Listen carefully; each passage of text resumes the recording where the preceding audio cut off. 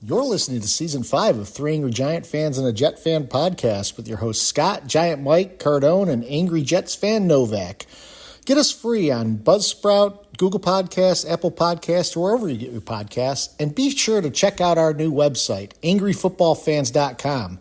We also have a new sponsor for Season 5, the Carolina Beer Temple in Matthews, North Carolina. Let's go Giants, go Jets, and get ready to have some fun. Where you sit there at 1 o'clock, you throw on the game, and watch Daniel Jones attempt to play quarterback. I can't do it anymore. It's year 6. It is year 6. Enough. This is why I hated the pick of Neighbors. It's not Neighbors. They need a quarterback. How many weeks and years do we got to watch Daniel Jones? I'm begging. I can't do it anymore. Daniel Jones. How could you be worse than that? You got significantly outplayed by Sam Darnold. I can't watch him anymore, BT. I'm sorry. I said this before the year. I said it all offseason. This is why I knew it was going to be a problem. I can't watch him attempt to play quarterback. It's impossible to watch. So that was Sal from WFAN giving a scathing review. Fed up with Jones. Everyone's fed up with Jones. My optimism is dead.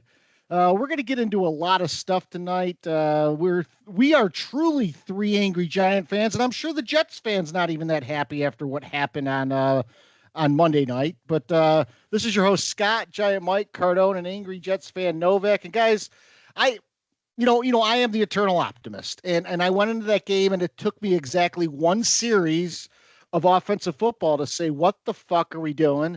And then after we got the fumble and turned it into a measly 3 points and then gave up a touchdown after that and the game disintegrated, I was left in disbelief. And I am now shattered here saying that the Giants season is over. Daniel Jones is done and we're completely fucked. And this is week 1.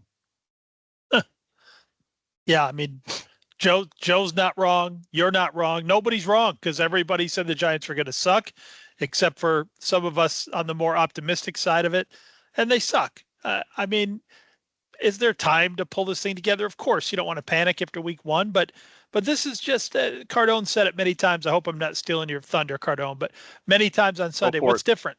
What's different? Why would we expect anything different? The only optimism I had on Sunday was the first half of that game was very reminiscent about the week 1 game we came back and beat the Titans a couple years ago. The first half of that game was almost identical. So even though it was not looking good at halftime, I was hopeful. That got dashed very quickly. Yeah, this is not again, we've had a number of these games over the last several years since we've been doing this pod, right? Where there's no X's and O's. There's no this isn't like, oh man, if only this call had gone that way or if this play had gone that way, something like, a turning point. This is one of those just absolute shit shows. Week 1, it's week 1, guys. And I said this to myself. I'm like, I think we were texting amongst ourselves, right? Like, I don't want to be that overreacting guy. I don't want to be that contradictory guy, like week 1, but I think it's justified. I think what we saw on Sunday and that performance on both sides of the ball, and we'll get into it, guys. We'll get into all of it. But that is my biggest concern is 2 things, really. The biggest thing is week 1. You wait all season for this. And, guys, I feel like we don't have a team. We don't have a season. There's nothing to look forward to.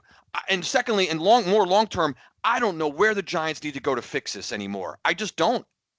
We'll get into all the other stuff, guys. But I feel hopeless, demoralized, devastated, and just absolutely depressed about this Giants state of affairs right now with this team. They are deplorable, man.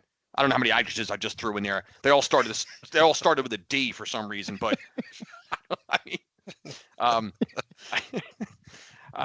guys, I don't know where to go after this. So before we get into everything, because we are going to get into a lot of stuff tonight, we got a lot of listener questions, we got pet peeves, we have a lot of observations, but let's give a shout out. One of the happier times on the pod this week, probably. Hello, Forest City, North Carolina, population 7,377. It is actually named after a prominent citizen in 1887, Forrest Davis. So it's not a forest city because of the trees, but they should have stuck with the original name. It was formerly known as Burnt Chimney. It is the home of the Forest City Owls of the Summer Baseball League. But Burnt Chimney, man, that probably is right up there with Antelopeville for me. Yeah, these towns changing their names when they really had it right the first time. I mean, I don't. Burnt Chimney. Now, see, I don't give a crap where Forest City came from. I couldn't care less. I want to know the story behind Burnt Chimney, North Carolina. You know, that sounds like a good time. So, breaking down the Giants-Vikings game, guys, we made Sam Darnold first off look like a Pro Bowler, but you can't walk out of this game without talking about Daniel Jones and where we go from here. We got a lot of questions about Daniel Jones. We don't have to go too deep into it on this segment, but I will throw this out there just to start because this is what I think it all boiled down to. We had no throws over 20 yards. We didn't even attempt a pass over 20 yards. And at first I was really angry about that Adoree Jackson pass interference call that was complete bullshit. But I want to highlight something about that play. Sam Darnold threw a ball horrifically poor, underthrown. Adoree Jackson's in position to make the play. He gets mugged by the Vikings wide receiver. They call defensive pass interference. Vikings get the ball. They go in and they score. And basically any momentum that was in the game changed. Because if you remember at that time, it was 3-0 Giants, 3rd and 8 for the Vikings. They're going to have to punt. Thought it was 3rd and 13. It might have been 3rd and 13. It was third and long. Yeah. Anyway, they would have had to punt. No, they get a bullshit call, which actually should have been offensive pass interference. But here's my point. Daniel Jones didn't even throw a ball up like that for his receivers.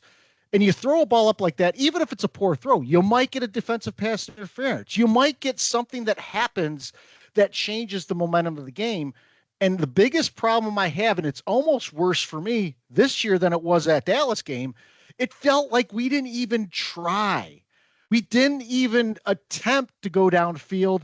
Even, let's say the Vikings were playing a cover 2. They were playing a shell. The deep routes weren't always there. But we didn't even try to soften them up with the run or anything like that to open up the deep play. So we didn't even try. We didn't try a deep throw. We have Hyatt. We have Neighbors. We have Slayton. We didn't throw a ball over 20 yards. I don't know how that's not possible in this day and age in a quarterback-heavy offensive first league. Yeah. I mean, what else is there to say? Several times Jones pulled down. Not pump fake. They were not pump fakes. You could see he had a read. He wanted to go there. He came off it and just started running around like a chicken with his head cut off behind an offensive line that did not play a bad game. This game ended up, exactly the opposite of what I thought it would be. I thought Darnold would look like Jones. I thought Jones would look like Darnold. This game completely unraveled in the way I thought it would for Minnesota. Guys, we did this in front of how many Giant great players too? That was horrific. Well, I don't know if it's me, guys, but I don't know how many times we bring, those legendary Giants out. And it just doesn't it always seem like we never win those games. We never win the game that LT's on the sidelines or Sims and Banks up in the booth there and Eli coming back. We never win those games.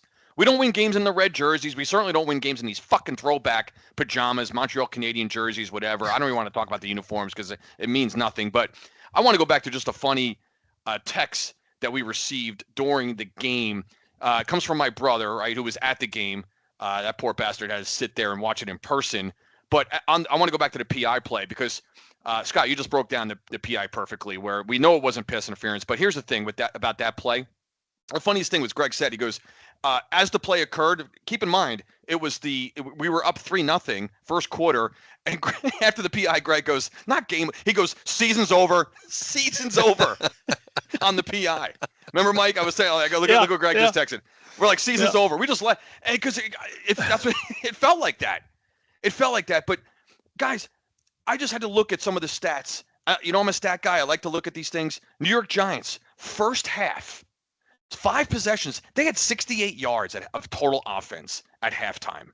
And I always say, we trot this one out there all the time. Can you guys tell me of any semblance? Novak, chime in as well. I mean, what was the game plan? Offensively, what is the game plan? We watch a lot of football. We had all the games on. We're sitting there, the 1 o'clock games, and you look around the league, and every team looks like they have some semblance of what they have an idea of what they want to do on offense. That's what drives me crazy. As bad as Jones is, and it doesn't even. We know that. Now we know the guy just sucks, because I've heard all week since the game, people are trying to, say, hey, Cardone, it's only one game, or, maybe his knee or the offensive line, whatever you want to call it. No, maybe the guy just sucks. And I'm contradicting myself now with Jones, because I've been defending the guy and we've been backing him up. We've been burying the offensive line, rightfully so, since he's, coming to the league. But now I think the guy, but aside from him, guys, Brian Daboll and the entire coaching staff, and aside from how poorly the offensive game plan looked, why does the defense have to suck ass? What? Why are they giving up a 99-yard drive to Sam Darnold and the Minnesota Vikings? Why does that have to happen? I think didn't Dexter Lawrence? They got to Sam Darnold once, I think, on the opening drive. It was the opening drive, yeah. Opening drive, right? We're feeling good, like, oh, they're going to get after Darnold all day. There's going to be pressure all day. Where Burns, Thibodeau, okay, all these guys. I'm sick and tired of the fucking defensive guys too. These high-profile names, these stars that we have. These guys don't do anything to shake up a game. All around an F- for the performance. I feel like I'm just spewing out just whatever, but I don't know where you want to go next, Scott, on this. Well, I mean, you touched upon a lot of stuff, and the play calling was suspect. Like there was no offensive plan. We kept throwing these screen passes that seemed like we were telegraphing them. That happened on the pick six. Yep. What do you think's going to happen when you motion Wan'Dale Robinson behind three other wide receivers? Where do you think that play is going to go? The defense knew right away. The Viking players knew it. And I think part of the reason my optimism's so shattered right now is that I saw that game and I looked at it. I said, I don't think Daniel Jones comes back from this. We'll talk about this in a little bit on when, does he get replaced, when he gets replaced. I hope he proves me wrong finally. But this was a game where reality smacked me in the face and said, this guy used to be accurate. Now after the injuries, he's not even accurate anymore. He's not attempting a deep ball because he's too afraid either of making a mistake or he doesn't see anything or he's not processing right. All of this happens. And on top of it, we had a roster management issue too. We went into that game with 51 players on the roster and Gunnar Olszewski got injured in pregame warmups. We didn't even have a punt returner to go to. We threw Slayton back there because he's done it before. So we went into that game with two less players than we needed, and then one of them got injured. I don't know how. We're not a functioning football team. You said it earlier, Cardone. We're not a football team. No. The whole thing needs an enema. I mean, it really does. And Daboll's not going anywhere, anytime soon, I don't think. And unless everyone stays healthy, and this thing just continues this year and we're picking in the top three, I mean, maybe. But what really pissed me off this week, and Cardone kind of alluded to it there. So Cardone, Novak, and I are sitting in a bar, and we got the Giants game on right in front of us, several other games going on around us. So here's the Steelers without an NFL quarterback, just hanging in there on the road, just giving it everything they got, come out with a win. I think everyone probably knew the Bills were going to end up winning that game, but the Cardinals gave them hell. The Patriots beat the Bengals. How come these teams that we know these rosters aren't that much worse than the Giants or that much better, I should say? How are they just hanging in games against good teams? You want a good stat? The Bears are the only team in NFL history to overcome a 14-point deficit without scoring an offensive touchdown and win. They've been doing that since since the Denny Green rant. If you go back to that game, this Chicago Bear team, But Mike, I had that note written down. I'm glad you brought it up because I just have it in my notes here. Like other teams rise up, and you just named the exact four teams. The one team you didn't mention, I have the Minnesota Vikings on my my notes. The Vikings rose up on the road with Sam Darnold, right? Who wasn't even their starting week one quarterback, going into preseason, and he just sliced and diced up this New York Giant team on the road. But you mentioned, New England, Arizona, Pittsburgh, all those other teams. We were saying, like, But guys, I was going to bring this up. I wasn't sure what time I was going to bring this up tonight, but I heard, saw one team statistic. This says it all, guys. And I know we've talked about this, but I really want to emphasize this statistic right now for the rest of this year and who we are. The last 10 years, the New York Giants record in 10 seasons and one game is 60, 103, and 1.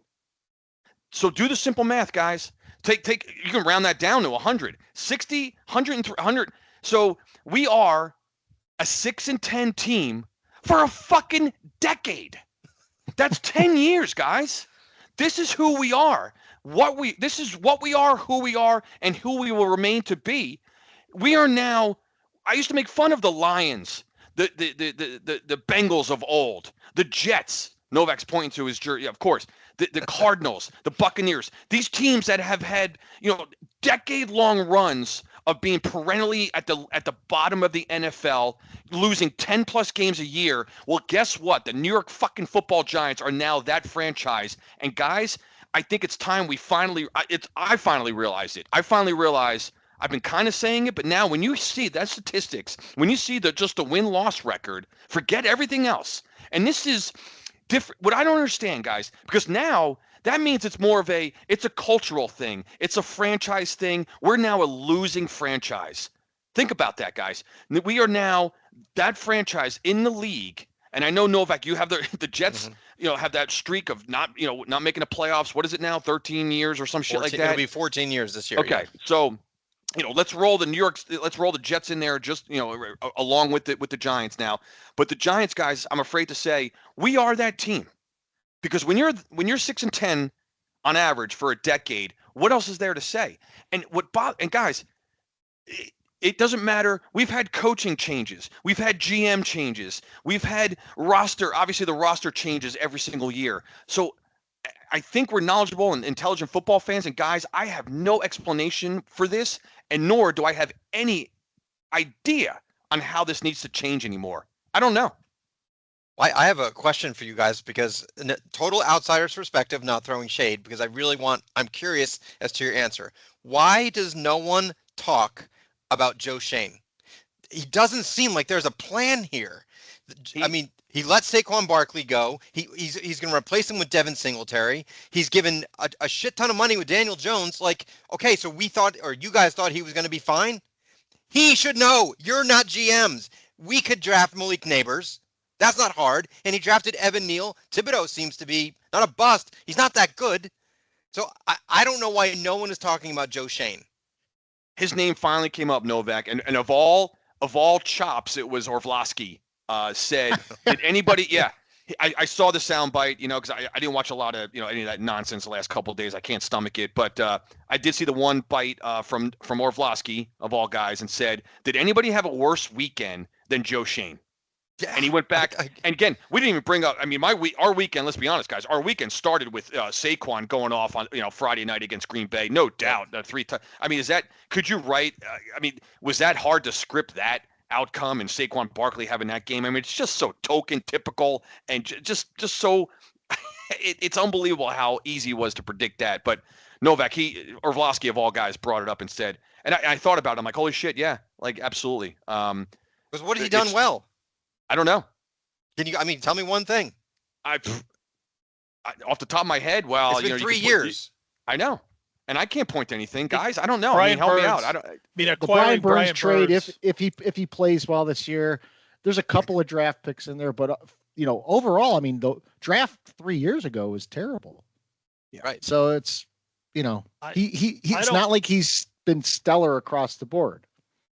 I don't think our personnel fits this new coordinator.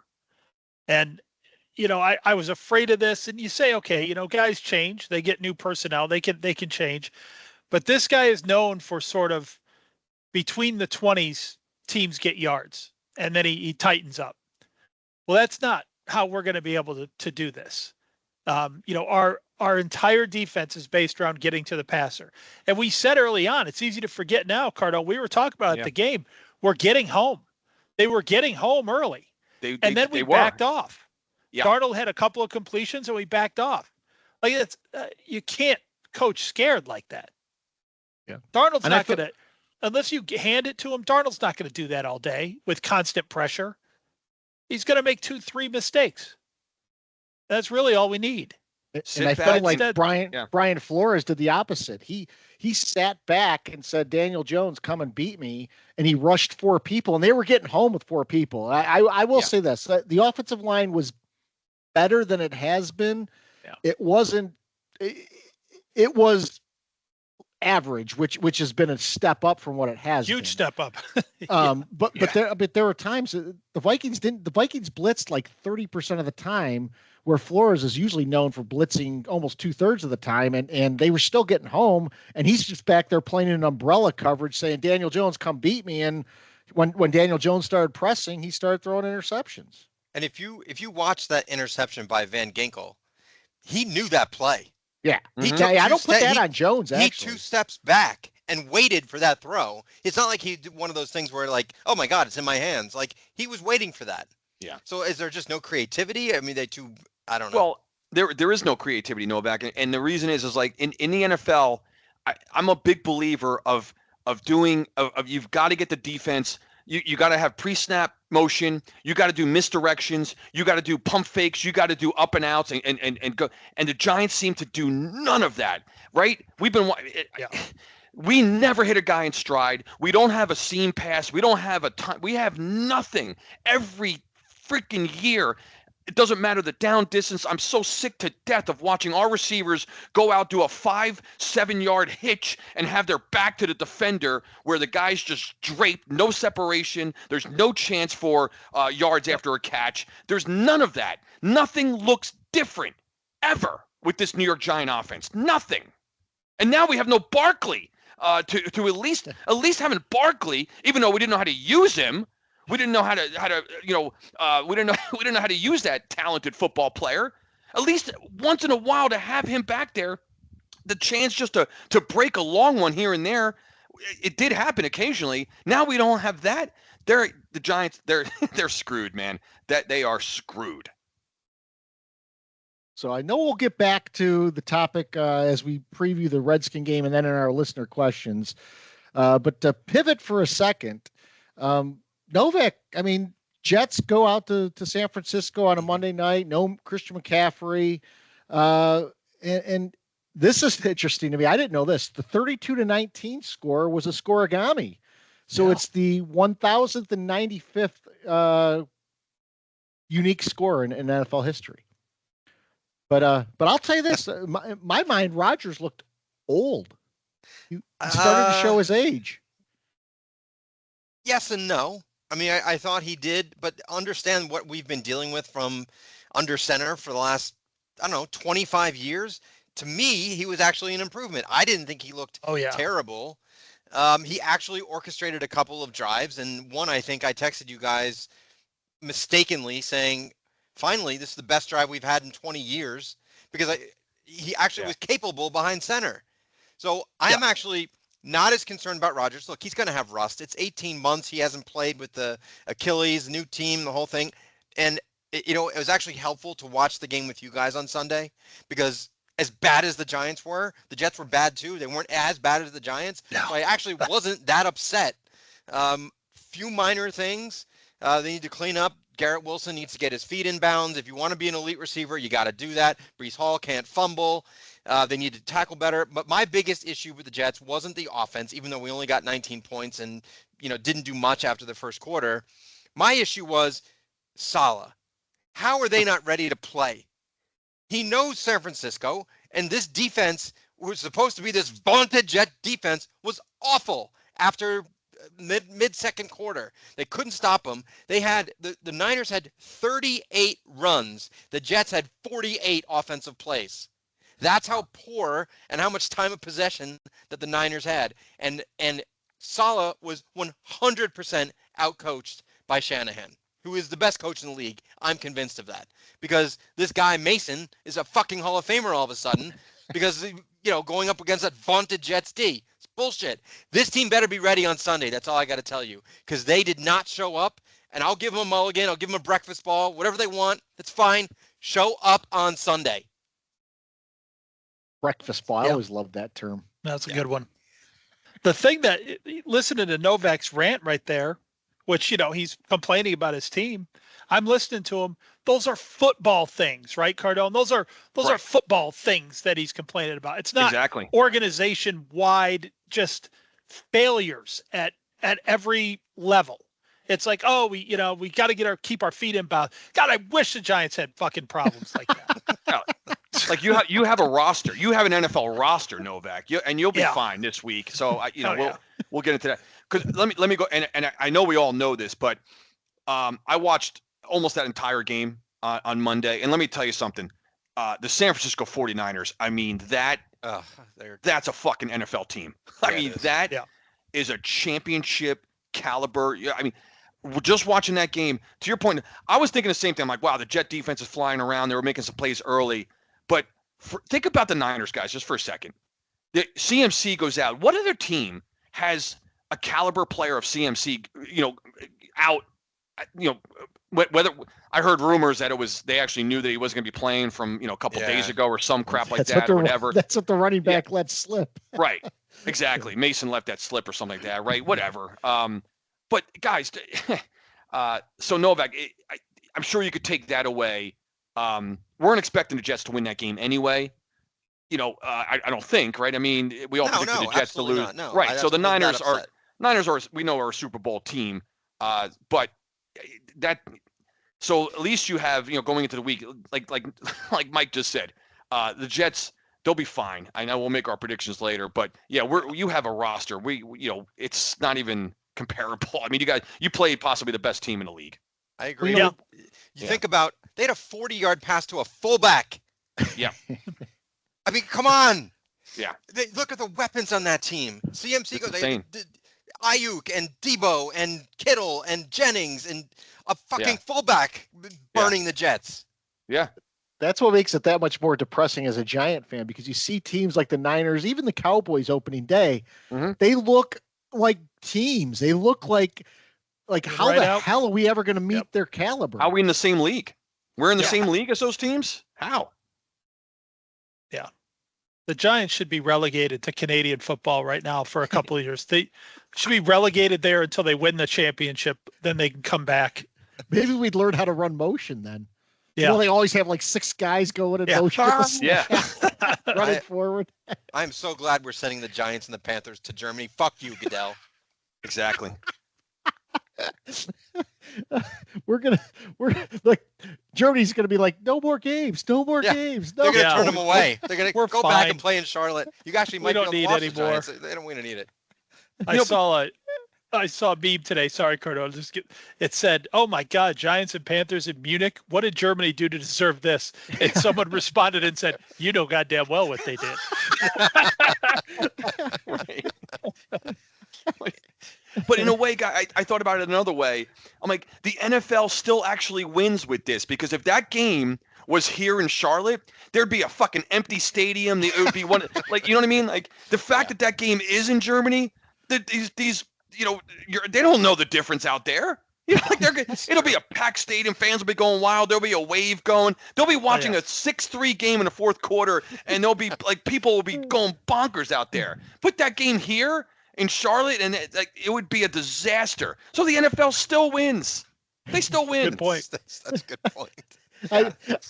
I know you talked about the game that we watched in Carolina when Gano kicked the long field goal. Yeah. When we did the live show, and my son and I were in a section, and there were a bunch of Panther fans up there, and this one guy, I don't know, what his nationality was. He just kept saying all game long, "Let's go Cam Newton," like that. When they were on defense, he was going, "Go Cam Newton." And I'm like, you're on fucking defense. What the hell is going on here? That's what's going to be in Germany. 70,000 people doing that shit. Absolutely. We all that was the game Cam Newton infamously spiked the ball on 4th down, remember? And they never No. No, I don't know if I ever goal. I don't even know if I've told you guys this, but from my seats in that game, if there was no net behind the thing, I would have caught that football. It came right at me. That's awesome. It came right at me. I could just see Mike like a baseball game. The opposition hits the ball into like a home run ball. You're throwing the ball back. So let's get into the previews of the games this week. We got the Giants-Redskins, Giants-Commanders. The big story going into this to me was going to be if Jones was the starter. Jones is still the starter.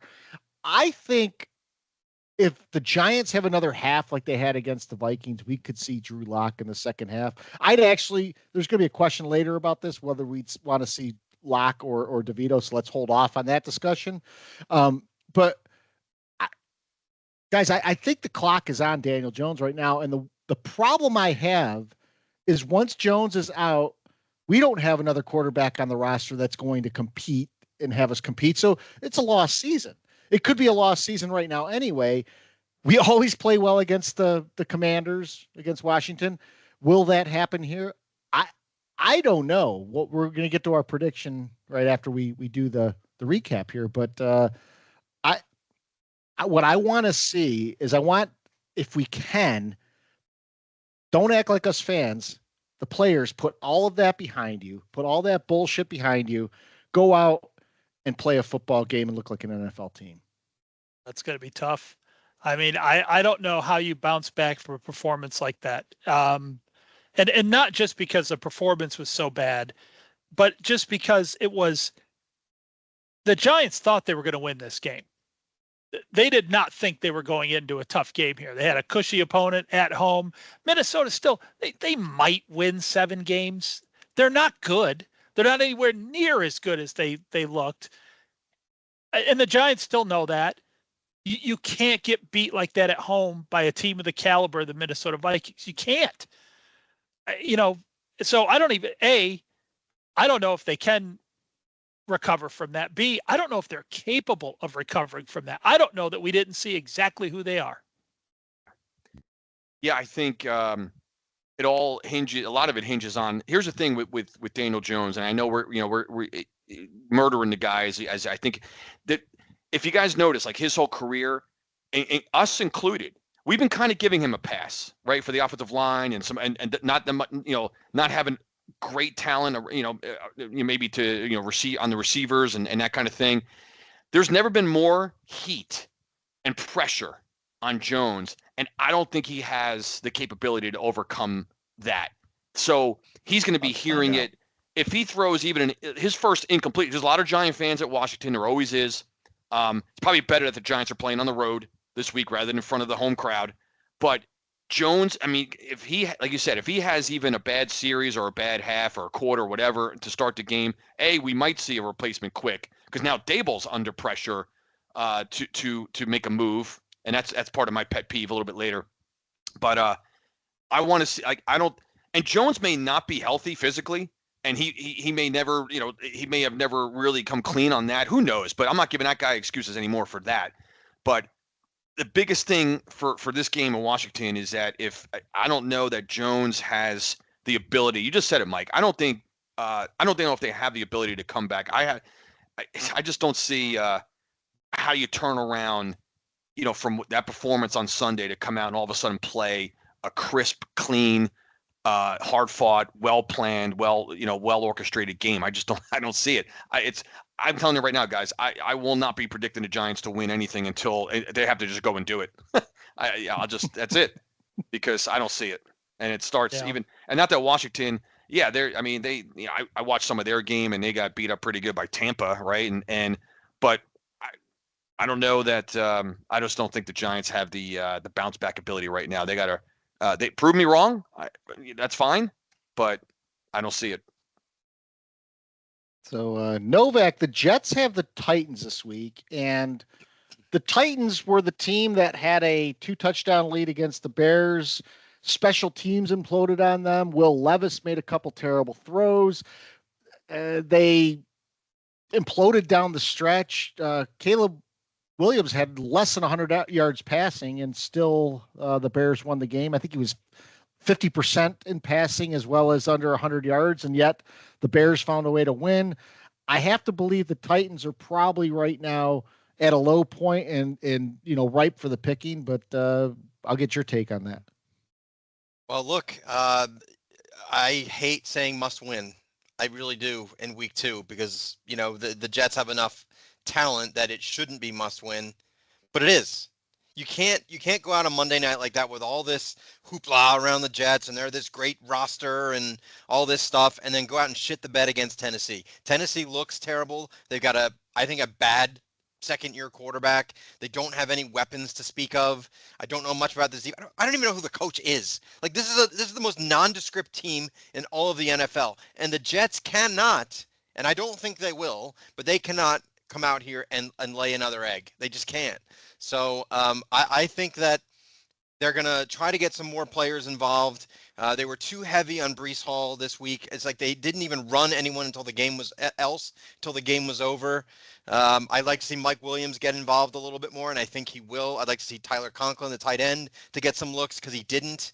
And this defense better come out with Cardone's favorite word, some damn fervor. Yeah. So predictions for the Giants Commanders. I'll start with. Let me hang on. Oh, I got to interrupt. Sorry, Scott. I got to give a breakdown. Novak went 2-0 in predicting the game. Yep. The rest of us each went 1-1 because we were dumb enough to pick the New York Giants. So Novak, by the rule we put in place at the end of last year, Novak has to go first. Oh, okay. Does Novak get offended when you call him by his last name, like Bernstein? I don't want to be called anything else because you're Scott. You're the man, so I can't be anything else. So for my Giants prediction, I'll say this: you guys could not have a worse opponent than the Commanders, and the reason being, you have owned them for years. This is the last team you want. You needed like a nondescript shit team like the Titans or the Seahawks or one of these other teams that no one gives a crap about. You can't go out and lose this game, but I think you will. I just, after watching that game, all you have to do is take away Neighbors. And where do you score? Who is going to score? Who is a threat? I just don't see one. So because of that, I think the Commanders win this game 9-6. Wow. 9-6. Old 9-6. Couple 3-run homers. Is that 2 field goals or is that a touchdown and a missed extra point? I don't know who their kicker is, so I'm going to go 3 field goals for the Commanders and 2 for the Giants. All right, because that means the Giants will have gone 2 straight games without scoring a touchdown. So Novak's predicting a single-digit game. Cardone is up next. I mean, I certainly don't have the score as gross as that, but I mean, Novak, you brought up an excellent point there. I don't know.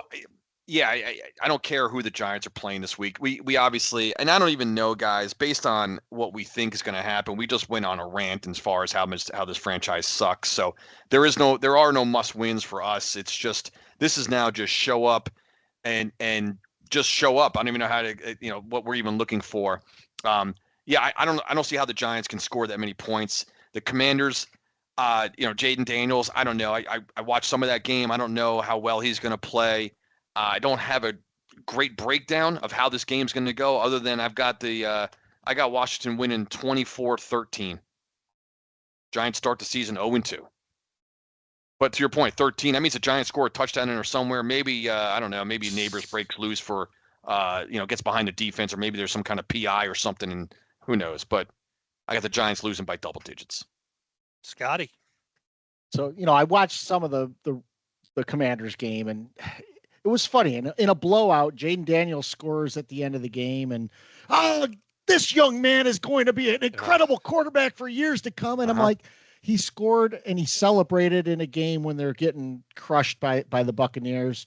I wasn't too impressed with their offense. However, I cannot. I'm on the Cardone train. I can't pick the Giants to win a game until they prove that they can do that. Because from a mental standpoint, I don't know how they come back from what happened in the game against Minnesota. Weird things happen in Giant Washington games, and it's usually a lot of scoring. It's usually some odd plays that happen in there, and it usually comes down to the end. I don't think this is going to come down to the end, but the Giants are going to get at least a touchdown, and they're going to lose 27-17. I actually have them scoring 2 touchdowns. 27-17. All right, guys, you ready? Yeah. Whenever the Giants need a win badly, the Washington Redskins show up on the schedule. It's true. And this time they show up with a rookie quarterback who did not look good. and I think a little bit of an overhyped defense. And so I'm going to say Washington wins this game 31-17. Oh, That was great. I was like, damn, he's going Giants. so are Mike, we? is he going to do it? Is he going to say it? Like, it sounds like he is. Wait a minute. Are we reversing the pick order here for the Jets Titans, or do we go back to Novak? We could reverse the order if you want. That probably makes sense. Yeah. All right, so I'll go first. So everything that Novak just said about the Titans was every single one of my notes on why I'm picking the Jets. They are nondescript. They are existing as a franchise in the NFL. Sometimes that's worse than like what the Giants and Panthers are doing, which is, a laughing stock. They are just like, you look at their logo, you look at everything about them, you're like, this is a team in the NFL? I didn't realize that. And they played at a Super Bowl, right? But I don't know. They're just so there. But I think the Jets rebound very nicely. I agreed with Scott Cost earlier that I thought Rodgers looked old, but I also thought that the Jets protected him a little bit. Mm-hmm. And not just that they took him out of the game when at a time most coaches wouldn't take their starter out, even though the game was over. It was like, we don't need him taking any more hits. Let's roll this one back. Rodgers always gets the ball out fast, but it seems like all the plays were designed to get the ball out fast. I don't think the Jets can coach that way. I hope they realize that this week. They got to let Rodgers play. That's what he's there for. And I agree with Novak's point earlier too, that, a 50% Aaron Rodgers is better quarterback play than they've had in a long time. So, but I have the Jets winning, the defense coming back to life here. Against who are they playing again? Tennessee. Yeah. Titans. Winning. They win. The Jets win 24-10. By the way, to Cardone's point earlier, we already saw Saquon Barkley score 3 touchdowns on Friday night, and then of course Tyrod Taylor comes in and throws a touchdown for the Jets to Alan Lazard at the end of the game. There. And McKinney had a big interception. Also, this one. Julian Love had an interception for Seattle too. So yeah. Really want to keep it's going. Bad weekend. Kevin Zeitler looked good again. It's just all guys that Shane let walk out the door. Yeah. Scotty. So when I look at this game, I mean, again, Novak summed it up perfectly with the Titans. So it was funny. Cardone and I both went to the Clemson App State game. I got to see him briefly. I wish I spent more time in his tailgate. It sounded like a fun time. We ended up hitting up like 5 different places during the Clemson game. But at one of them, somehow we started talking about Will Levis. And the only thing that I remember is that all the girls in the crowd were basically throwing up in their mouth when we said that he puts mayonnaise in his coffee. So that's the only memorable thing about Will Levis. And that's really the only memorable thing about the Titans. I think the Jets win this game. I think this is going to be the ugly game that Novak predicted for the Giants Commanders game. And I see the Jets getting by the Titans 14-9. Whoa. More single digits. Love it. Well, yeah. So before I get into my Jet prediction, for our YouTube viewers, I'm wearing black tonight, and that was by design. Felt like I went to like not one but like 3 funerals this weekend. So we mentioned Barkley running wild for the Eagles, right, on Friday night. So that's how the weekend started. And Scott just mentioned I can't believe I forgot to bring this up in the intro, but being the App State fan that I am.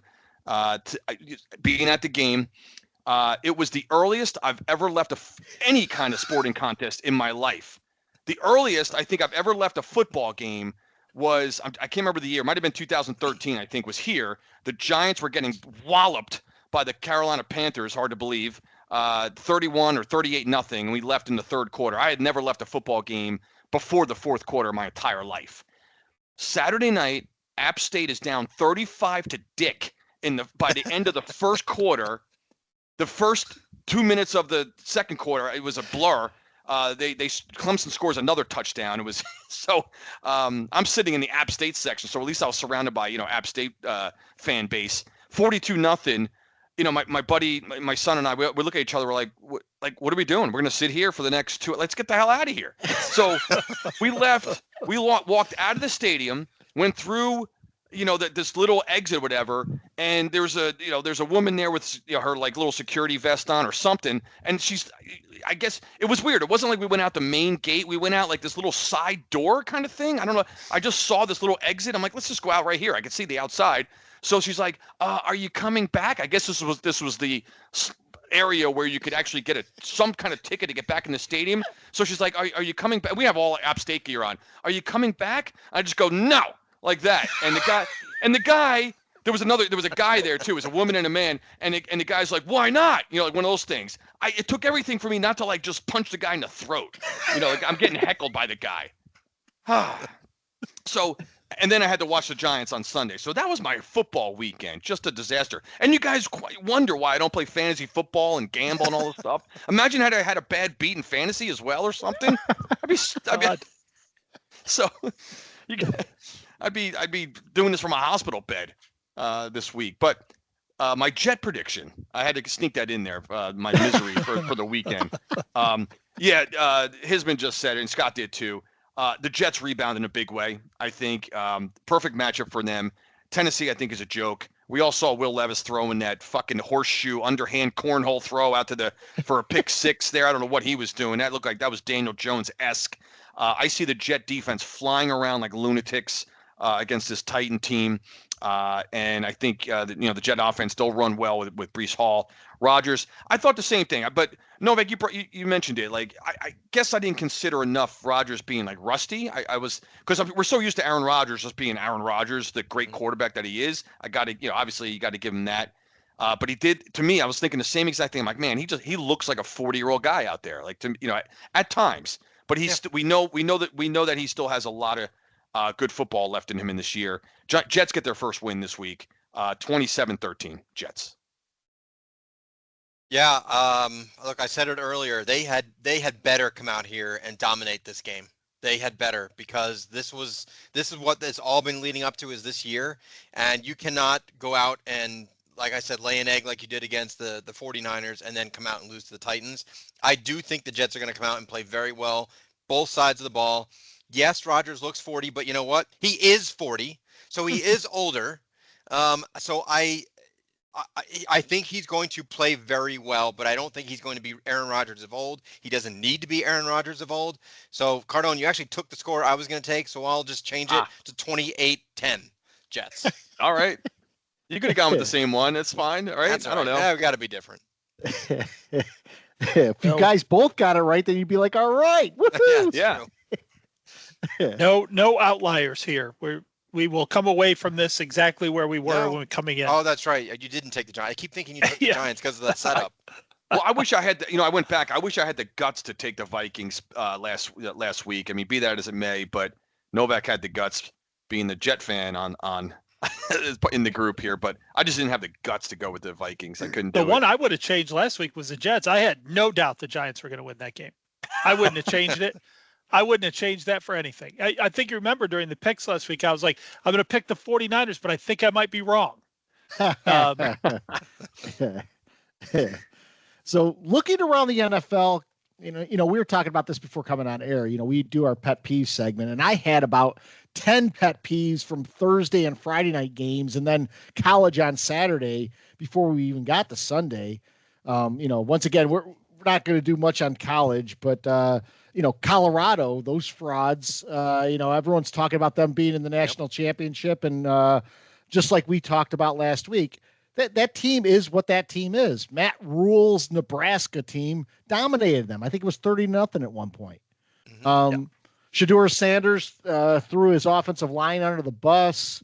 It's that is a 4-5 win team in college football. But to go to around the NFL, a lot of interesting stuff. Watching the Lions and the Rams game. Did you guys know that Matthew Stafford used to play for the Lions? Oh my God, you're right. If they had said that one more time. I didn't get realize over it already. What? Years ago. Oh, God. I had a lot of beef with Collinsworth this week too. I mean, there was a throw that Stafford made in the I think it was the second quarter. And Collinsworth actually said that might be the best pass of the season we see. And this is week 1. And these guys with their superlatives, he praises so many mundane plays. Just let us watch the game. Don't sit there and tell us everything's the best ever. This is the best ever. That's the best ever. For as good as it was, I didn't hear a peep about McVay passing up a sure field goal on a 4th and 4 that failed that would have given him a lead that would have negated the need to go to overtime. Collinsworth doesn't know the overtime rules. Did you hear that? No, because he kept going, well, the Lions are just going to try to get closer to kick a field goal. And Tirico goes, well, they got to get a touchdown so that, the Rams can't get the ball back. He didn't know that they changed the rule 4 years ago. I was going to say, that's been in place for years now. Yes. Yeah. I mean, never mind in the freaking Super Bowl, we had for the first team ever, a team with the lead in overtime lost the game. Yeah. So go figure that out. First team ever to lead in overtime and lose a game. Which, by the way, the rules in playoffs for overtime are different than the regular season. No, don't tell Collinsworth that. You're going to mess him up. Yes, man. they are. So if you score a touchdown in overtime in the playoffs, the other team gets a chance to come back now. It's insane. The Patrick Mahomes rule. And the 4 downs that we know. We've talked about that a million times in Pet Peeves and stuff. The team who's now trailing, well, they got that extra down. What? What does that mean? What do you mean? Speaking of Patrick Mahomes, that Chiefs-Ravens game, and this will get to my pet peeve here, but guys, we saw so many flags come out on the Ravens for illegal formations in the first half. And then we're watching the Chiefs tackles do the Eagles move where they're moving early. It's even being pointed out on the broadcast, and then they're trying to rationalize it. Well, he's just trying to get a little jump there. Yeah, he's trying to get a little jump there. He's getting a little jump there. That's an offensive penalty. I don't care what they say. So they're cracking down on these illegal formations, which, by the way, it looked like Kansas City had just as many offensive formations that were staggered like that. They weren't getting flags on them. At one point, they panned to John Harbaugh, and his face was like, it looked like, what the fuck? Yep. The Giants had one, and they whistled that shit immediately. Oh, yeah. They couldn't wait to come out there and they had 5 of those calls against the Ravens, 15 against the rest of the league for the rest of the weekend. Wow. Yeah. Crazy. Wow. Insert Chiefs opponent name here for next year. Exactly. 100% yes. Yep. Guys, I think we're going to see this all year. And I think this is one of those situations where the Chiefs are going to get some favorable outcomes, and we're just going to deal with it. It is going to be another Taylor Swift, Travis Kelce love fest. You could tell just by the way they're setting everything up. We heard about Taylor Swift before half an hour before kickoff ever happened. We watched her walk down the tunnel going into the game. Insufferable, man. Yep.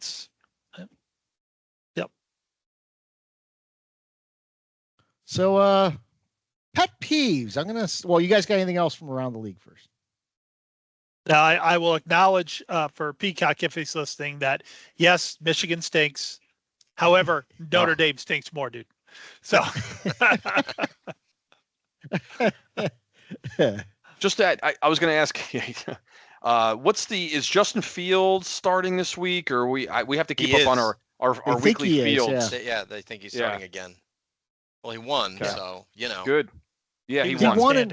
He won, and the Steelers were the only other team by the Giants, by the way, not to score a touchdown, and yet he was getting universal praise for his throws. Of course. We know who needs to get universal praise? Mike Tomlin. Can someone please recognize that this guy's the best coach in the league? If he's not the coach of the year every year, it's a fraudulent vote. I swear to God. Agreed. He somehow gets 4 or 5 more wins out of a team that shouldn't have them. We were right. Remember, guys, our eyes kept going over to the Steeler-Falcon game. We're like, and one of us each time, like, look at the ferocity of this Pittsburgh defense. Yes. It's unbelievable. Yeah. It's And you talk about winning cultures and stuff. They're the opposite. They're the anti-Giants because the Giants don't know how to win. Pittsburgh, they don't know how to lose that team. They just make the playoffs every year. Every year we try to we try to bury that team. Tomlin trying to run him out of town. I don't know. They got Justin Fields running around. This team's still winning road games in week 1 at supposedly a good Atlanta team. Like you said, kudos to Mike Tomlin, man. The guy's just obviously a phenomenal coach, and I don't know how the Steelers do it every year. I really don't. By the way, guys, I know it's only one, but yeah, something to keep in mind with the AFC North is that Bengals team. I think we're going to see possibly Joe Burrow slide down into the mediocre level, and that Bengals team have a rough season this year. I agree. Would not be surprised. Yeah, I completely agree with that. So slide back to Cardone's thing a little bit. If there's one player in this league who can be Tomlin's kryptonite, he's got him on his roster right now. So true. So if he can win if Pittsburgh, has another one of those 10-7 seasons, makes the playoff, that kind of thing, and with Justin Fields running around, then Mike Tomlin's the greatest coach in the history of planet Earth. Might be. Yeah. So Novak, pet peeves.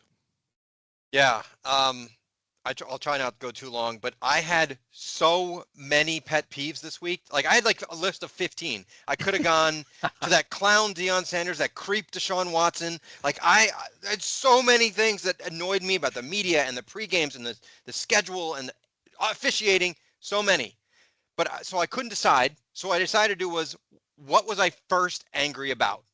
So I'm going to go all the way back to Thursday. Thursday, yes. Yeah. Love it. And I was ripping pissed after the first score of the season. And I'm like, first of all, who is this guy? Who the hell is this Xavier Watson who looks like he is shot out of a fucking cannon running into the end zone with another weapon that the Chiefs have? Xavier Worthy, by the way. Worthy, sorry. Worthy. Where the fuck his name is. I was so pissed. So I'm like, where did this guy come from? Who is he? So I'm on the computer, I'm looking. And I'm like, they couldn't have gotten him at pick 32. Oh no, they did not. They traded up. Do you know who they traded up with to get him? The Bills? Yeah. That God. moronic organization in Buffalo. Buffalo, they own you. Why are you trading with them to get up and get this guy? So here's how that call must have gone on draft night. You ready for this? Right? Ring, ring, ring. Hello? Bills, what's up, little brother? The Chiefs, how you doing? Hey, listen, sorry that we embarrassed you again in the playoffs this year. With Jason out there getting naked and Taylor in your box. I know it was a bad look. Listen, 7 years ago when you traded up so we could get Mahomes, can you do us another solid, please? We kind of need to replace Xavier or Tyreek Hill. We need another weapon. Well, I don't know, guys. I mean, we traded for you 7 years ago. Can we do it again? Listen, guys, listen. We'll get Patrick Mahomes to sign a ball over to you guys. We'll put Travis on there. Just trade up with us. It's no big deal. You'll get someone good at 33. Okay, we'll do that. No problem. Yeah. Here's a message to the Bills organization. If the Chiefs call you, don't answer the phone. Sorry, Devin Tier, but this organization to trade with a team that you were their bitch for the last 7 years, and you're trading with them to give them their 2 best players now. That's spot on. Don't answer the phone. Take a lesson from Dr. Rick in those progressive commercials about becoming a parent. Can anyone tell us what the Bills did wrong? They didn't leave a. They picked up the phone. Yeah. Yeah. I love the Dr. Rick where the one guy's called his friend in Memphis to warn him about the weather that's coming through. Yeah. You got a front that's coming through Tuesday.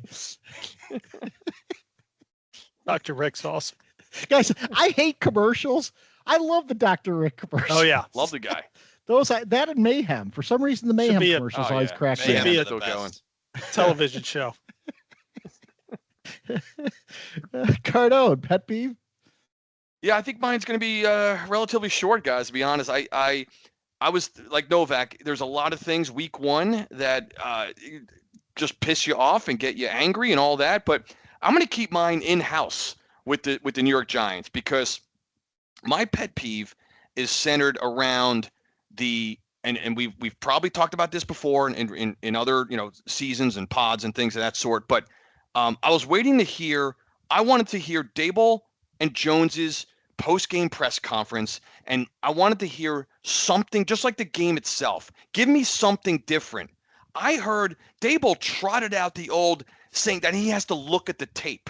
What in the fuck do you have to look at the tape to tell you that was just grotesque? It was a horrific effort. It was not even an NFL game. So what tape do you have to look at, Brian? So I'm looking for something different, and other than that, and Daniel Jones saying, I just have to play better. I got to play better. And I knew he was going to say it. Those comments right there from those guys, I can't take it. I've seen anyone who follows the Yankees, right? Where a lot of Giant fans are Yankee fans. I've been hearing this with Aaron Boone after his post-game press conferences. I don't want to, cross sports here, but it's the same thing, guys, where I want to hear something intelligent. I want to hear some kind of fervor. There it is. I want to hear something that shows that we better get our asses straight after this performance, because everyone's job is on the line. That is pitiful, piss poor Giant football. The fans deserve better. We all deserve just better than what they put out there. And to hear that Dable has to look at the tape and Jones simply with his flat, I just got to play better, guys. I can't take it. And if they go out and lose and shit the bed like they did again, and I hear those kinds of post-game press conferences, sound bites, I'm gonna lose my mind. Yeah. The tape thing, everyone trots that one out. I gotta look at the Every tape. single week. Can't we? You're right. Can't they come up with something different? Anything would be refreshing. Anything. By the way, no one's looking at tape anymore. They're looking at the streaming. That's true. Exactly. Stream video. Brian Dable. The Giants might be looking at tape. Yeah. That might be part of the problem. Dable, why are you not looking at digital streams? What the fuck? No, I'm looking at the tape, Scotch tape, masking tape. He's got the Greg Brady film that he's developing for the sideline catch. Yeah. The VHS tracking button where the screen was bouncing, and for some reason you turn that little dial on the tracking, whatever the hell that did. I didn't know any button on a VCR except the tracking button. There were 45 buttons. Uncle Dan was the first person ever to purchase a VHS. That thing was the size of a fucking refrigerator. It was $850 back in 1980, and there were 45 buttons on this thing. The only one I knew how to work was the tracking button. That was it. Yeah. They had the remote that was connected to the remote was connected to it. Did you get your tapes at Lincroft Video? Oh my God! Remember that place? Next to Dairy Queen? Yes. Lincroft Video. You used to return the tape, and you drop in. There was a pillow on the ground so it wouldn't break when you dropped in the little slot. Right in the little mail slot or little. That shit slot. better be rewound. Yep. Okay. Be kind and rewind. $2. No kids these days know about rewinding. They've never had to rewind. They're like, what are you talking about? Yeah, rewinding. Mike.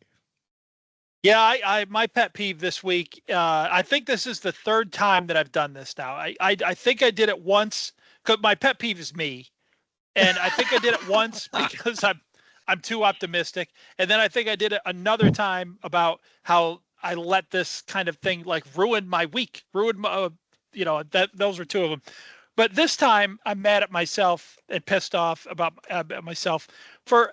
I should not be on a podcast. I am the worst predictor of things.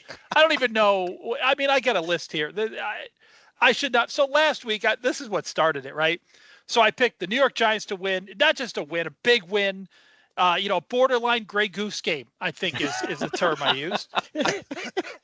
My bold predictions were the Giants would score on D and Darnold wouldn't finish the game.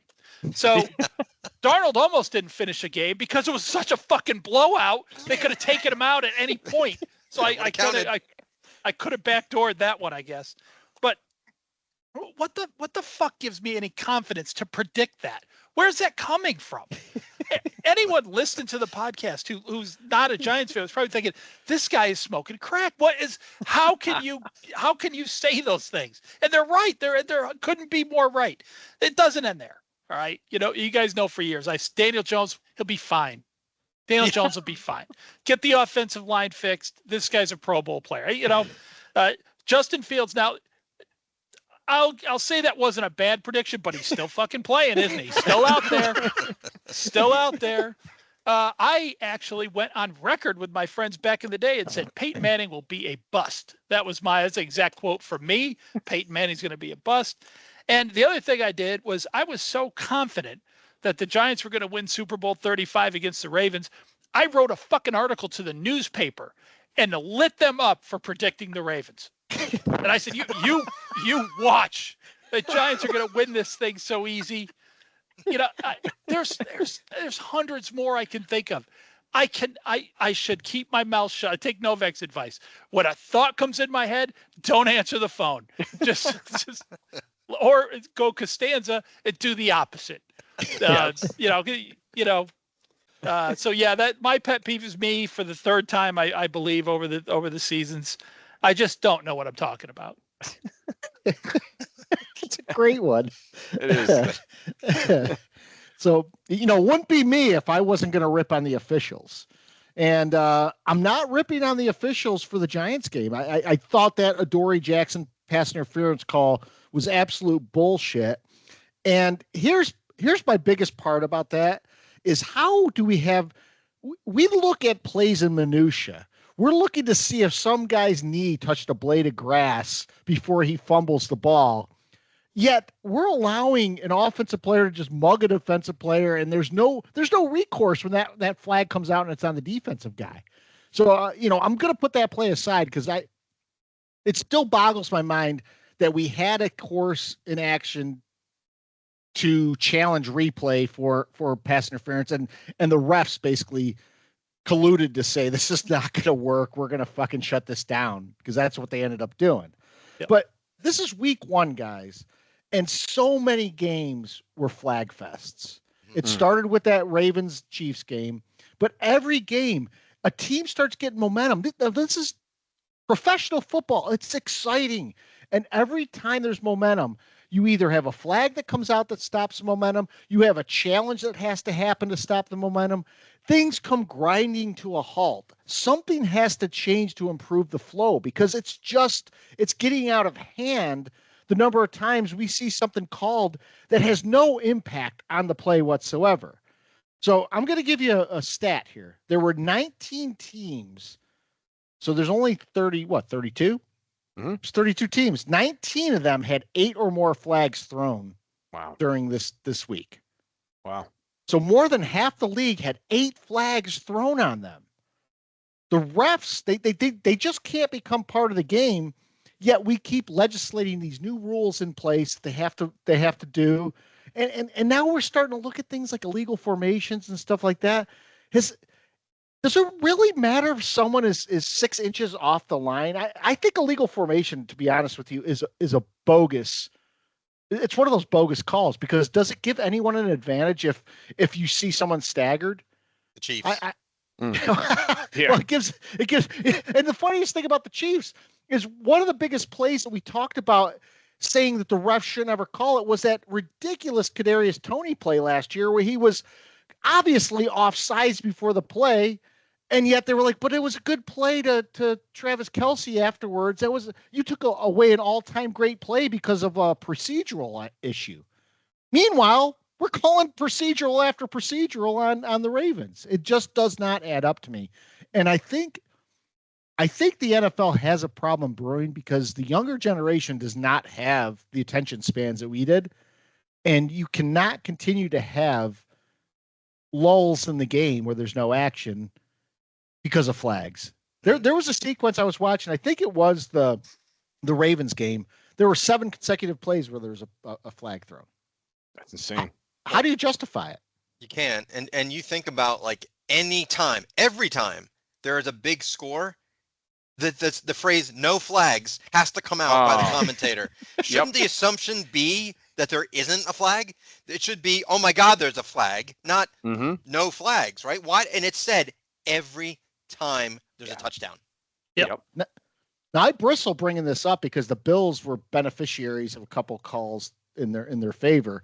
But there was a play in that game where Kyler Murray slides down.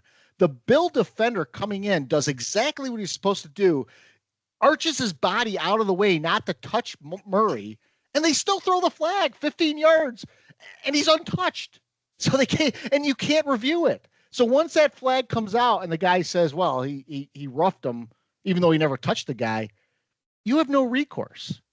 And I don't get that, because 15-yard penalties or pass interference penalties, they're critical plays. Those are plays that lead to touchdowns and lead to scores.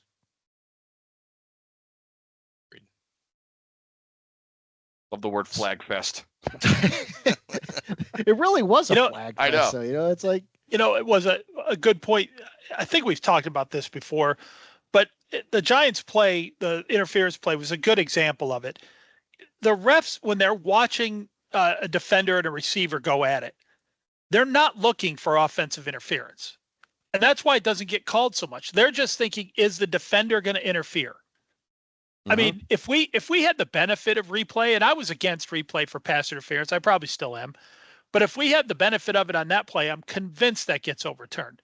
Now, I know they couldn't retroactively put it on the, call it offensive interference if they didn't call it on the field. But I'm not, those calls where a lot of times if a defender starts to kind of interfere, the offensive guy fights back worse. And that should at least be a no call. Yeah. But it doesn't seem to be. You never see offsetting pass interference penalties either. Yeah. No. Yeah. So we got a ton of questions this week. Of course, Rogers has not Rogers. Peacock has his usual assortment. Are you saying he's a dick? I mean, what's happening? Yeah. His first question is about Rogers. Okay. So I will ask this to Novak first. So I sort of mentioned this too. Did Rogers look really slow and old? Yeah, I think you answered this earlier, saying no, but I don't. No, I think there are moments. I mean, I don't think he's going to be able to escape the pocket much. I don't think he's going to do that Rodgers thing where he used to do, where he'd, scamper for 8 yards on a 3rd and 7 and get a first down. Those days are over. Can he still sling it, and can he still find the open receiver? Yeah, sure. So like I said, he doesn't need to be Aaron Rodgers of 2018. He needs to be Aaron Rodgers 50% of what he was, and this team can win 11 games. So that's my response to that. Yeah, fair enough. Yeah. He also asks for us, and this is a tough one. I still don't know if I have the answer to this. Who do you blame most for the past 2 years with the Giants? And he wants us to boil it down to one name. So since I don't know this answer, I'm going to punt it to Mike first. Yeah, I mean, I don't think I can blame Dable, because last year, I'm not sure how we got 6 wins. Did we get 6 wins last year? 6. Yeah, 6. I'm not sure. I'm not sure how that team got 6 wins. I actually think that was an example of a well-coached season to somehow get that team to 6 wins. Can't blame Jones because he barely played. I'll take the Novak route here. I blame Shane if they want me to bring it down to one name. Yep. Cardone? Can I blame Gettleman? Can I mean, you're sort of taking what I was going. Are you serious? The leftover from Gettleman's regime. Well, seriously, I saw the clip on, I forget where I saw it the other day, of Gettleman talking about, the I guess what, the draft of Jones. What year was that? 19? When did Jones come out? Yeah. 19. And talking about his love for Daniel Jones. He didn't really give anything specific. I don't know exactly the context of this video. I just saw this video clip of Gettleman. I hated Gettleman when they brought him from Carolina to the Giants, and his decision to pick Jones, we're still paying for it. Like when you, it's, and I know he's long gone, obviously, but his name resonated this week, and it's because of the pick of Daniel Jones that. This is hard, right? Peacock's asking us to boil it down to one name. It's not. That's so hard. It's not just one name, because then I could name Shane. I can name Mara. I can name Mara, for God's sakes. But I know it's probably a lame pick, but I'm going with Gettleman for sticking us with Jones. We had a 6th pick in the draft that year, and we take a guy from fucking Duke University. No one's winning a championship for Duke if it's not basketball. Knock it off. So I'm going to stick with Gettleman too, but I don't blame him for the Jones pick. I really don't. We needed a quarterback. He had the conviction to take a quarterback. I blame Gettleman for all the other things. I mean, just the trade for Alec Ogletree, some of the free agent signings. We bid against ourselves for Leonard Williams. Things that happened that ate up cap space. Galladay is a great example. I mean, Galladay was done when he got here. I don't even blame him for Saquon Barkley, because Saquon Barkley, again, is probably one of the best Giants to play for us in the last, several years. Should you pick a running back at number 2? Probably not. But Gettleman's inability to rebuild the offensive line, coupled with some of his free agent moves and his overspending on his own players, bothered the shit out of me. So I'd pin this on Gettleman. We're still digging out of this. I have more faith in Joe Shane than Novak does right now, but Joe Shane, everyone on this team right now is on alert. Mm-hmm. The one thing I won't blame Gettleman for is that he took Jones. He got pretty beat up for it at the time, but the pick they all thought he should have taken was Dwayne Haskins. Yeah. So at least we dodged that bullet. Yeah. Give him that. But don't forget that Shane had the ability. Shane had the ability to move away from Jones, and he didn't. Just remember that. Yeah. Yep. Yeah. Guys, I try to put myself in Shane's like position though. After 2022, what do you do if you're a GM and you just watched your team go to the playoffs and your quarterback looked pretty damn good in several of those games? That's the tough part to me. You if you let him go and then he goes somewhere and succeeds, you're screwed too. Yeah, but he's paid millions to know that he can't play. Yeah. I actually said this today, guys. Thought about it, and I would never say this normally, but the way things have panned out, I almost wish now the Giants did not. I wish Jones and the Giants did not win that wild card game against Minnesota. I wish that because that was year 4 of Jones. We could have parted ways with Jones had that season.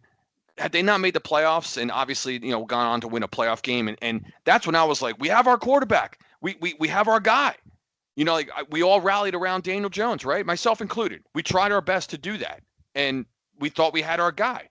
But it's almost, and I've never said that, about our Giant season or having wished that we didn't win an actual playoff game. But had that not happened, Daniel Jones would probably not be in a Giant uniform right now. We wouldn't be even talking about this. And it's just, for whatever reason, that was supposed to happen. And we're now, we're dealing with Jones and everything else like in the roster you just mentioned, Scott, in terms of, you're right. The inability to get a solid offensive line just doesn't make any sense. I mean, I can't, I don't watch as much college as you guys, offensive line, that kind of thing. You just have to trust the draft gurus and experts and all those kinds of things. When I watch on draft night, I don't know who the great offensive linemen are coming out, but the fact that we got guys like Evan Neal and others that just have been busts. I don't know why we can't get that figured out. So I'm kind of going off on a little sideways here, but Evan Neal was a no-brainer pick. Yeah, he really was. Yeah, he was like one of those Robert Gallery picks. You had to take him. Yeah, it's not even the pick; it's just the fact that the guy's a bust. I get. It's just. Yep. I'm just pissed off about that. Yeah, at the time, I was cheering. I was thrilled about the pick. Like, oh, we have a tackle from Alabama. Alabama. I mean, they're basically, they already have, like pro credits. It's like college course credits when you start as a freshman. Like, oh, this guy's already, at the pro level. But anyway. The other question he has 2 more questions, but one of them is our thoughts on the throwback uniforms. I love the helmet. I hate the uniform itself. And it's one of those things where we're going to use it once. Just don't bring it back. Yeah. I think they're slated to wear that again at least one more time this year, aren't they? We can look at the They uniform are. schedule. They are at least one more. Yeah. Well, again, it's just for the 100th season. So once they make the decision, I don't think they can reverse that. I don't think they can not. Like, I think, isn't that the rule of the NFL guys? Like, once you make your uniform decision at the beginning of the year, I don't think you can change it. Oh, I don't know. I'm pretty sure you can. No idea. It's ridiculous. We have uniform rules like that where you can choose between one of 5 different uniforms that you have in your arsenal. Yeah. But they won't. Yeah, I think we were saying before we came on, the Giants in their recent alternate jerseys. Remember we trotted out the red jerseys back in like 04, 05, 06, whatever it was. I think they were 1-7 in the red jerseys. Have you noticed? We never saw those again. What does it matter? We're fucking 60 and 103 anyway. Regardless of what we're wearing, bring them back. Yeah. I like the red jerseys. Yeah, but those uniforms on Sunday. I mean, what? It's just. We know it's just for the 100th season, but I think we have to deal with them one more time this year. Unfortunately, they're gross.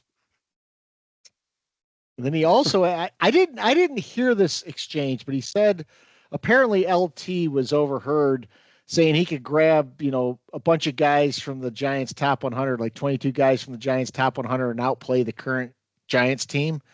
So,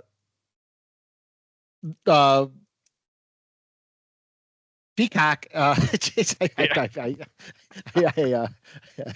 blanked on Peacock's name. Peacock asked, could the top 100 players assemble and take what the scraps are out of those top 100 players? Could they beat the current team? And I'll tell you what, give me Eli Manning any day of the week. There's a possibility. Eli still looked like he could go. I'll put LT Angels out there too. LT and Banks. They probably, as old men, could probably still do okay. I tell you what, they may not win the 100, but I'd be rooting for them. I tell you, I know how I'd be pulling for. You're damn right. It'd be the Super Bowl champion version, Giant 100 players, not the scrubs that that's on our current roster. I'd definitely be rooting for those guys. I'll tell you that. Surely there's 53 of those 100 that are alive. I like this idea. Let's do it. Yeah, that would be great.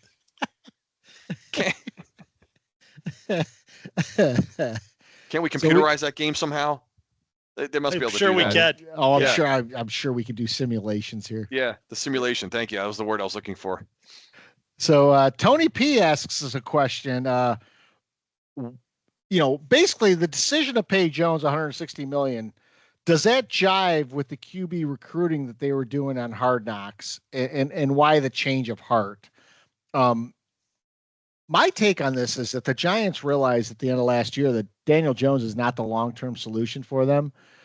They went and tried to get Drake May. I think once they couldn't get Drake May, they're not going to go out and get McCarthy. They're not going to get Penix. They're not going to get Bo Nix. They're not going to get these other guys. I think what they'll do is they'll ride with Daniel Jones and Drew Lock and DeVito for this season. And next year, either bring in a veteran or try and trade up for one of the quarterback prospects. I know people are saying the quarterback class next year isn't going to be too deep, but you do have veterans out there. I mean, Atlanta went the Cousins route. I don't know if that'll work out for them, but there are quarterbacks out there that are veterans that you could possibly bring in. So I think they paid Jones the $160 million. We talked about it just a second ago. We bought into it after that Vikings win, and after watching him last year, it wasn't so much his play as much as him getting injured. And once you have those injury concerns, he can't stay on the field. And then now he's back. He doesn't look like he has the confidence to throw the ball accurately. And maybe the injuries have caught up to him. Yeah. But I think we've made the decision to move on from him. It's just a matter of moving on. Yeah.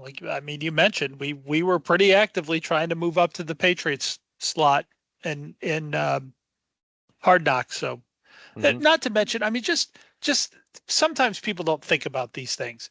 So if the Giants had made the decision in the last 2 or 3 years to go ahead and move on from Jones, there's really been only one QB hit so far. All the new QBs played like dog shit, maybe except for Richardson in week 1 here. Right. So who's the other young quarterbacks in the league? Is Bo Nix better than Daniel Jones? Will Levis, Bryce Young, Justin Fields, Herbert's been a bust. Jaden Daniels looked terrible. Caleb Williams was almost laughable. By the way, How about Bryce Young Deshaun had Watson? Don't forget him. He's garbage. God. Yeah, I mean, there's been like one real big hit so far. And again, these guys are young, but CJ Stroud is really the one younger NFL quarterback who's come out and played very well from the start. And Brock Purdy is the other one, but anybody could have had him. Well, even talking about Completely Richardson, available. Richardson on Sunday had 9 completions. Yeah, I didn't even know that. I just saw that one throw he made that dropped Oh, my yeah, draw. Incredible. Yeah. Yeah, it was I mean, that's the who is other- it? Sam Howell, Mac Jones, Zach Wilson. Zach. Oh. It's getting a little bit older now. Yeah. And we By don't the even way- go back. We don't even go back to guys like Rosen. Josh Rosen never really ended up starting a game. Maybe he started one. That might be it. Yeah. He was out with Darnold. I'm assuming you guys saw the statistic on Jones since he signed that contract that he's thrown more touchdowns to the opposition than to his own team. Yeah. 3-2. Yeah. I mean, that's wild. The guy has 2 touchdown passes in his last 9 starts or something. Oh, it's crazy. Yeah. I think he's only started 6 games since he Yeah. signed the contract or it's something. been pretty bad Yeah. in that Yeah. regard. So Alex Lyko asks us too. And this is a variation of what we're talking about. How can Dable put Jones back out there? He's shot, and what is the downside of trying either lock? And my attitude on this is that Jones had a terrible game. He's also coming off of ACL injury, which is not an excuse, but I think if we've made a mistake in the offseason, it's that Drew Lock was our backup quarterback, because I don't think Drew Lock really brings you anything more than Daniel Jones gives you. So I think you will see Daniel Jones get trot out there this week. I think Daniel Jones has a very short leash. I think if he does not, like I mentioned earlier, he could get pulled at halftime if they're not doing well. If they lose, he could be benched before game 3. If not, he's going to be on watch the rest of the year. And guys, I still go back to the whole point that if Daniel Jones is not our starting quarterback, then we're not going to do anything. So, it's a lost season. So that's why I've always rooted for Jones, because the alternative to Jones not succeeding is that we're going to suck. Yeah. I mean, does anyone really think Drew Lock is going to come in and win 9 games? No. Really? I mean, it's insane. Listen, the biggest thing I hated about this past week was it was just chum. It was chum for the Jones haters.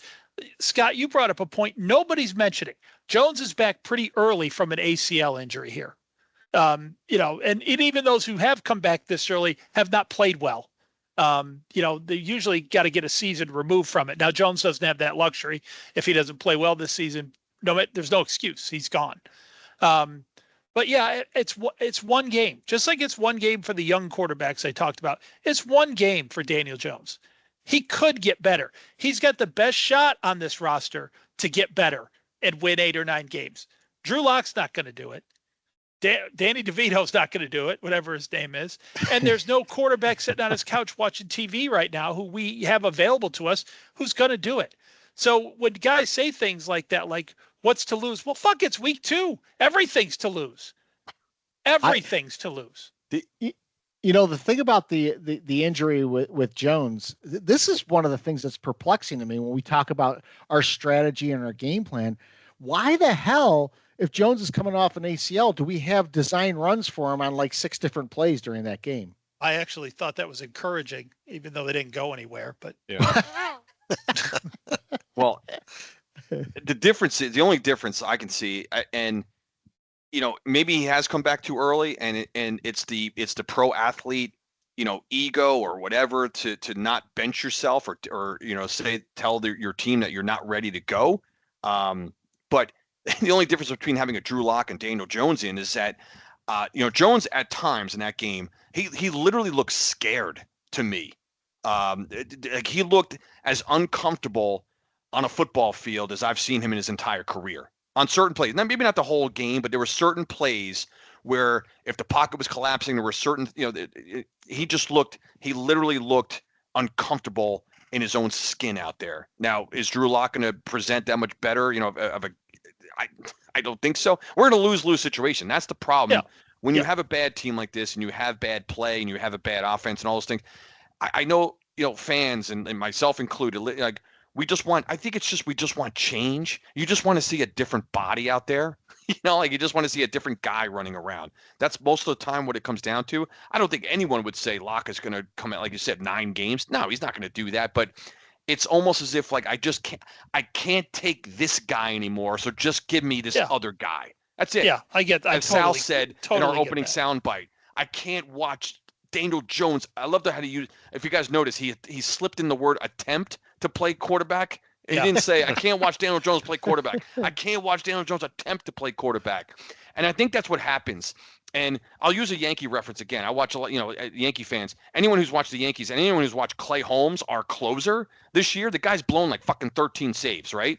So it's like, it's one of those things where like, Boone, stop bringing in this guy, switch it up, or put him in middle relief. It's the same kind of concept where like, I know like starting quarterback is not like a bullpen where you change guys, throughout the game. Obviously you don't have that luxury, but I think it's the same mindset where like, just give me something different to look at and I can stomach it.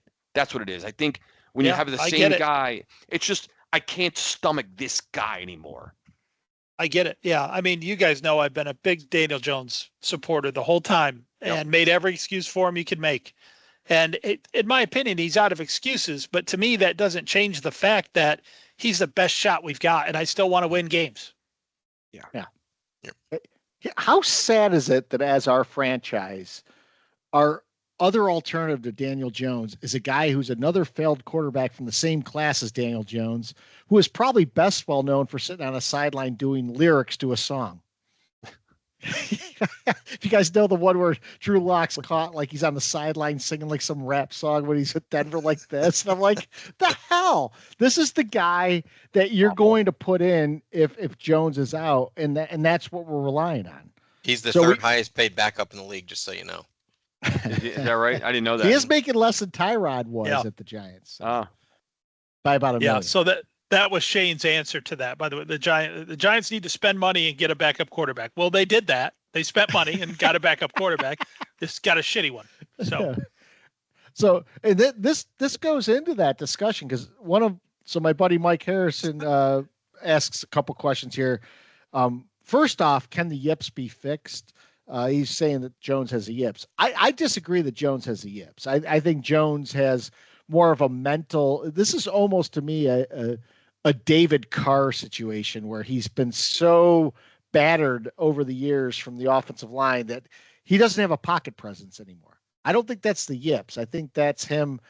He's either too afraid to make a mistake by throwing the ball downfield, or he doesn't give himself a chance to throw the ball downfield because he feels the rush too quickly, which I think is different from the yips. But he does ask, if we have a backup quarterback, do you prefer Locke or Tommy Cutlets, DeVito? I actually personally I prefer DeVito. Mm-hmm. I don't think, like you said, it doesn't matter to me. Whoever they want to bring, whoever they think's best, doesn't matter. Yeah, I don't know that I have a preference. I can't believe I'm saying this week one, talking about preferences between Locke and Cutlets. I mean, I don't. It's week fucking 2, and we're talking about Cutlets. Yeah. Yeah. I mean, that doesn't signify our season's over. What does then? Yeah. If we cut DeVito, does another team pick him up? No. I don't think they do. The Panthers might. Yeah, that's true. They might. I think he's only on an NFL roster because the Giants like him. The guy I feel bad for is Andy Dalton. Andy Dalton was he was a solid starter for the Bengals, gets kicked to the curb, and then every time he's had a chance as a backup, he's done a much better than the starter and still stays the backup. Yeah. If he does not give the Panthers a better chance to win than Bryce Young, then I don't know what the fuck I'm looking at as a football fan. That's insane. That Andy Dalton's backing up Bryce Young with his sparkling 32.8 quarterback rating. Bryce Young.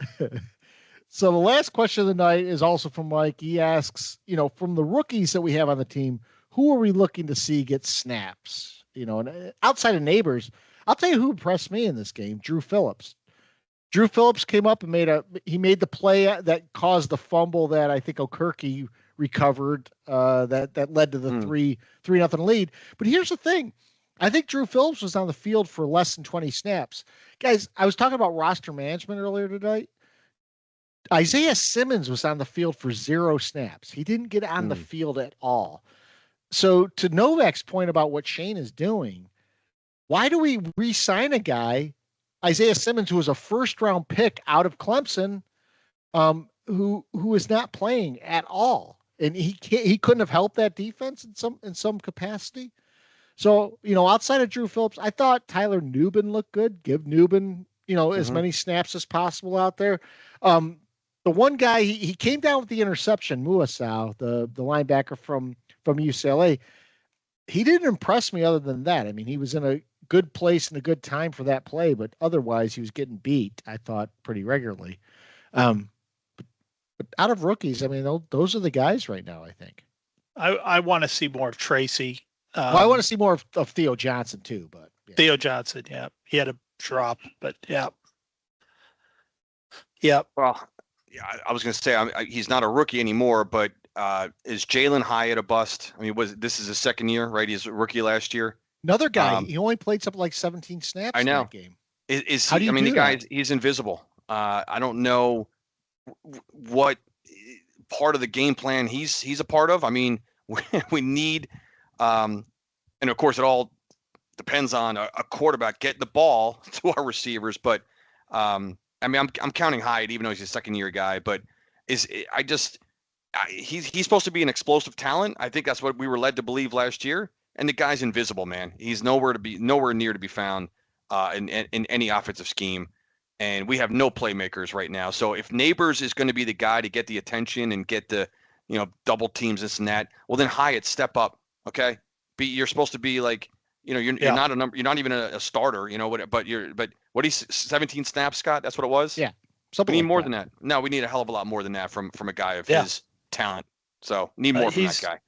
He's a waste on this offense right now, especially in week 1, because we're not going to throw the ball deep, which is his game. Yeah, that's right. Yeah. But guys, we see teams. So I mean, look at the week Tyreek Hill had this past week. I mean, he's obviously the whole situation with him getting pulled over before the game and things like that. But Miami makes a point of trying at least several times a game to get him free downfield, and that's his specialty. He's a fast player. They throw the ball to him, and he comes down with it. He gets 80-yard catches every once in a while. Every now and then he catches a intermediate one and takes it to the house. We're not using our skill players in that way. And think about Malik Neighbors. Malik Neighbors could be that guy. He could be that guy to stretch a defense, but we're not even taking the shots downfield. Yeah. No, we've taken the most dynamic receiver in college football, and we've got him running 6-yard curls. Yep. Yep. 6-yard hitches and curls. Yep. So Novak, this has been a very Giants-heavy podcast. Any parting thoughts on the Jets or anything you want to say that we haven't covered? No, we're running up on time here, so no. All I'm going to say is they better fucking win this weekend. That's all I care about, and they should. So let's see how it goes. So we are the 3 Angry Giant fans and a Jet fan. Hit us up. Well, first off, check our website. It's angryfootballfans.com. We're going to put new content out there during the year. We're doing a little bit of mashups on some of the pet peeves that we'll see. That seems to be a segment that's really popular, as well as some of the takes that we have. But again, we'll be back next week. This is your host, Scott, Giant Mike, Cardone, and Angry Jets fan Novak. Next week, we'll be back to recap week 2 and talk about all the shenanigans we'll see then as well. Real quick. I would be remiss if I didn't mention the fact we are recording this on 9/11, and I think it's important for us to offer our respect to those we lost, their loved ones, and to send our gratitude to those who protect us. So it's an important day in our history. And now I feel bad I feel bad that you mentioned this at the end. We didn't lead with this. I also feel bad that we had a presidential debate the eve before 9/11.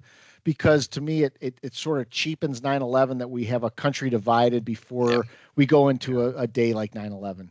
Yeah. But anyway. Good call, Novak. Yeah. Good thoughts. So we'll be back next week, talk about the Giants Commanders and the Jets Titans. And guys, hopefully we can get back to being just an NFL football team, and one of us gets a win. That'd be nice. I'm longing to be the Titans right now. Yes. Titans would be good.